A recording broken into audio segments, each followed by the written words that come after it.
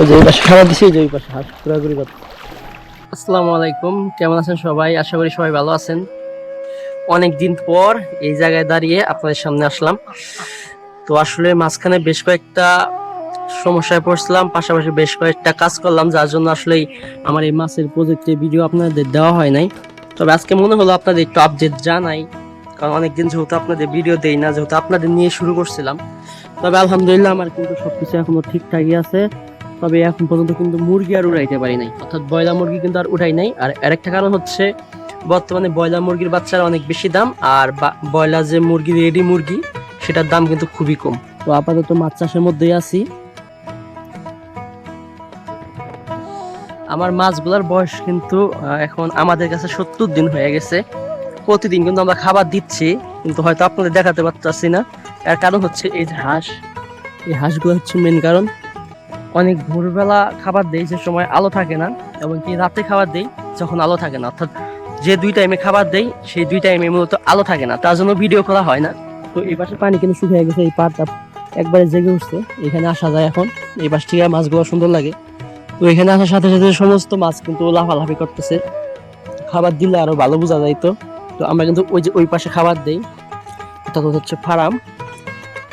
তো আপনাদের এই পাশে নিয়ে আসলাম এই জন্য, এই পাশ থেকে আমার পুকুরটা এই পর্যন্ত আপনাদের দেখাতে পারি নাই, কারণ এই পাশে পানি ছিল। এই জন্য আজকে এই পাশে আসলাম।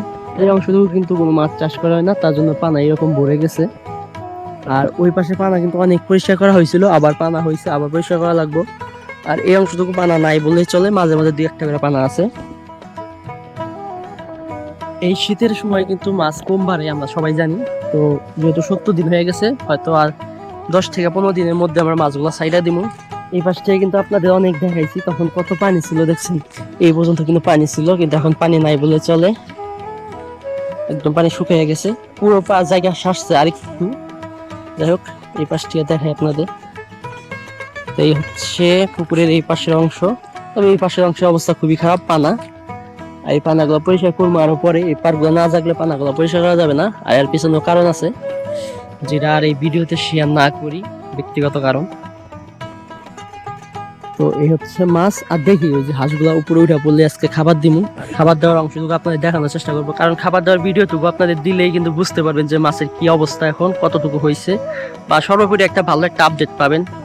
আর এই পুরো এরিয়ার একটা ড্রোন ভিউ কিন্তু আপনাদের দিছিলাম এর আগে, আবারও একটা ড্রোন ভিউ দিতে হবে, কারণ তখন পানি ছিল অনেক, একরকম লাগছে। এখন কিন্তু পরিবেশ সম্পূর্ণ চেঞ্জ। আসলে ইউটিউবে, ফেসবুকের জন্য মূলত এক ধরনের ভিডিও বানাইতেছি, যে ভিডিওগুলো আমাদের ইউটিউবে যাচ্ছে না, এই জন্য মূলত ইউটিউবে সময় কম দেওয়া হচ্ছে। ইনশাল্লাহ এখন থেকে ইউটিউবে প্রপারলি সময় দেওয়া হবে, আর ইউটিউবে এই মাছ চাষের আপডেটগুলোই দেওয়া হবে বেশি। আসলে এখন খাবার দিতে পারলে কিন্তু আপনাদের সে একটা ভিউ দেখাইতে পারতাম, সবগুলো মাছ এখানে থাকতো। কিন্তু এই যে দেখেন, অতিথি আগে এসে হাজির। মানে এই হাঁস থাকা অবস্থায় আসলে বাসমান খাবার দেওয়া সম্ভব না, আর এই হাঁস সন্ধ্যার আগে উঠেও না। এমনও দিন যায়, খাবারের লোভে অনেক দিন আছে যে রাতে ওরা উঠেও না, সেদিনকে মতো খাবার দেওয়া অফ করে দেয়, সম্পূর্ণ বাদ দেয় শুধু। তবে আজকে বাদ দেওয়া হয়েছে সকালে, দুপুরে, আর রাতে দিন হচ্ছে ফিট খাবার। এই হাঁসগুলো উঠার অপেক্ষায় আছি। তবে যদি দেখি যে না, আলো থাকা অবস্থায় উঠলো না, তাহলে ভিডিও আমার এমনি আপলোড করতে হবে। মানে সন্ধ্যাবেলা তো খাবার দিতেই পারি নাই মাছে, হাঁসের জন্য। এখন রাত হয়েছে, ভাবছি হাঁস সব উঠা পড়ছে, তাহলে এখন খাবার দিই। খাবার দিতে আইসা দেখি যে কাদের জন্য হাঁস আছেই পুকুরের মধ্যে। মানে কি একটা অবস্থা! এই টাইমে একটু খাবার দিতে হয়, এই টাইমেও হাঁস এই যে পুকুরের মাঝখানে, এখানে খাবার দিব, অথচ হাঁস আইসা বসে আছে। মানে এই হাঁসে মনে করেন বিশাল বড় একটা ক্ষতি করে দিতেছে, কারণ মাছের যদি রাতে খাবার না দিতে পারি, তাহলে কিন্তু মাছ প্রপারলি মানে খাওয়াটা হবে না, আর পর্যাপ্ত পরিমাণ যদি না খাওয়া হয়, তাহলে কিন্তু মাছ বড়ও হবে না। এই যে এই পাশে খাবার দিতেছে আর হাঁস খেদাইতেছি।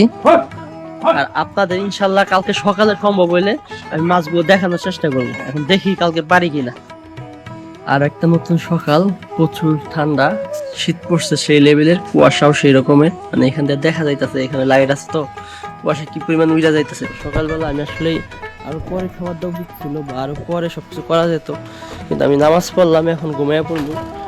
এই জন্য মূলত ভাবলাম যে আপনাদের দেখায় নেই, কিন্তু ওই দেখেন ওই হাঁসগুলো এসে হাজির। আমার মানে প্রচুর পরিমাণে রাগ হইতেছে এখন, রাতে খাবার দিতে আইছি তখন হাঁস, এই হাঁসগুলো আজকে উঠে নাই, মূলত উঠতে পারে নাই, এই জন্য এই সমস্যাগুলো। এখন যদি এখানে হাঁস আসে, আমি সত্যি কথা এই হাঁসের মালিক যাদের, তাদের খবর আছে। এখানে দেখি মাছগুলো আসে কিনা, কি সুন্দর লাগে, রাতেও খাওয়া দিতে পারি।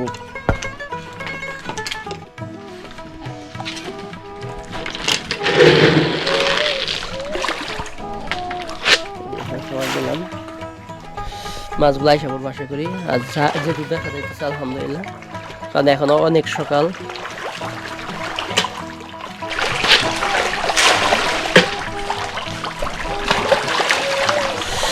যে মাছগুলো দেখা যাইতেছে সবগুলো মাছ কিন্তু 1.5 কেজির মতো, মানে সবগুলা 1200-1300 প্লাস, এরকম একটা অবস্থা। মানে এক কথায় যেরকম চাইছিলাম ঠিক সেরকমই আছে। ওই দেখেন, ওই যে হাঁসগুলো আসতেছে, ওই যে যা, মানে দেখেন অবস্থা, এদের কি বলবো। ওই যে এই পাশে খাবার দিছে, ওই যে ওই পাশে হাঁস ঘোরাঘুরি করছে, সে কালকে থেকে খাবার দেওয়া বন্ধ করে আছে। আসলে ভাসমান খাবারের প্রতি হাঁসগুলা এত পরিমাণ লোভ, কি বলবো সেটা। হাঁসের মালিকদের বলতে হবে, নাহলে তো মাছ চাষ করা যাবে না আসলে এই হাঁসগুলার জন্য। না আসলে ব্যর্থ, আমি এখন দেওয়া যাবে না, খাবার দিলে এখন সমস্যা। ওই হাঁসগুলো আসে দেয় দিই, এই অবস্থা ভাসমান খাবার দিলে সবগুলো হাঁসই খাই ফেলবো। তবে যেটুকু দেখাইলাম মাছ আপনাদের, মানে খুব বেশি দেখাইতে পারি না, আজকে দিন ইনশাল্লাহ দেখানোর চেষ্টা করবো। তো মাছগুলো প্রায় যেটা বলতেছিলাম বরাবরের মতো প্রায় সাইজের আইসা পড়ছে, 2 কেজি যেহেতু বিক্রি করতে চাইছি এখন, আশা করি যে এই কয়দিন আইসা পড়বো। আর না আসলেও যা আসবে তাই বিক্রি করবো, আর কত বিক্রি করলাম সেটা তো অবশ্যই জানাবো আপনাদের। তো আজকে ভিডিও আর বড় করতে চাচ্ছি না, সেই কালকে থেকে শুরু করছি।